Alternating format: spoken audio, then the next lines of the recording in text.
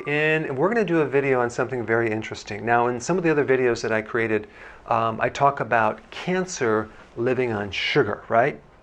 But cancer also can use another fuel, okay? So it actually has two different types of fuel. So if we actually understand the nature of cancer and the difference between a normal cell and a cancerous cell, we can actually gain insights on how to control cancer and eliminate it, okay? So let's just take it from the beginning. What triggers cancer? Well, you have radiation, chemicals, stress, and there's a wide range of things that can actually initiate cancer. But what happens is these things trigger damage in the mitochondria. So the first trigger in the chain of events is damage to the mitochondria. What is the mitochondria? It's an energy factory that basically produces all your energy in your body. What happens next is that the body then, in its attempts to survive, adapts the metabolism. The entire metabolic system is adapted in a cancer cell, going from a normal metabolism to something that's more primitive. And it's a compensatory type thing where the body's compensating from the damage, and it's called fermentation. Basically, you ferment sugar. So you're breaking down sugar as a fuel and without oxygen. Now, there might be oxygen there, but cancer cells don't use oxygen. So we have fermentation of sugar and an amino acid called glutamine. So cancer can live on glucose or glutamine. Cancer and tumors cannot live on ketones, okay?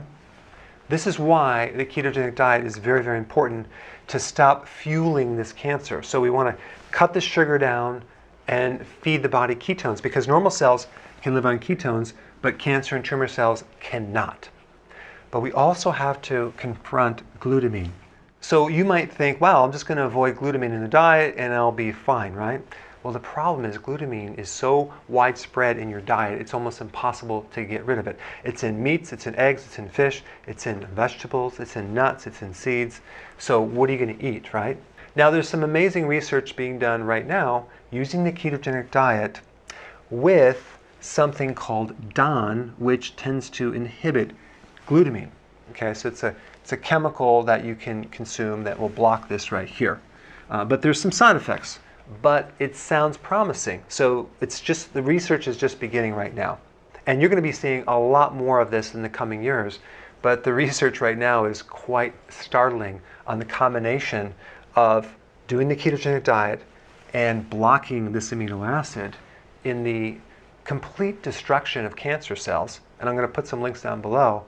And it's quite fascinating. But there are things that people can do right now to reduce glutamine, okay? Not eliminate it, but reduce it. For example, green tea has certain chemicals that will inhibit glutamine.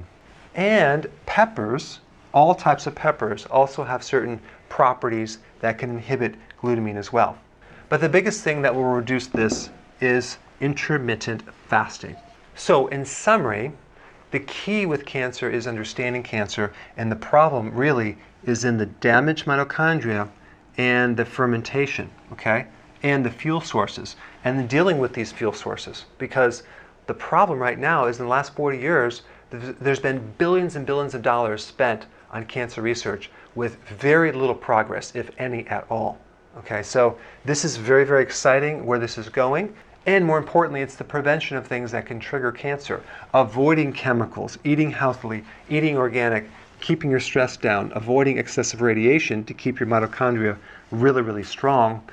Combining with a healthy ketogenic plan, okay, consuming a lot of leafy greens and cruciferous vegetables that can actually protect the mitochondria, very, very important, and intermittent fasting, okay? All right, and I hope I increased your awareness on this other source of fuel for cancer cells. Thanks for watching. So we've been getting a lot of success stories, but I don't have your success story yet. So click the link down below and upload your before and after. I want to actually hear about your success story. I want to see your before and afters. And every week we do featured success stories. So click the link down below and share your success.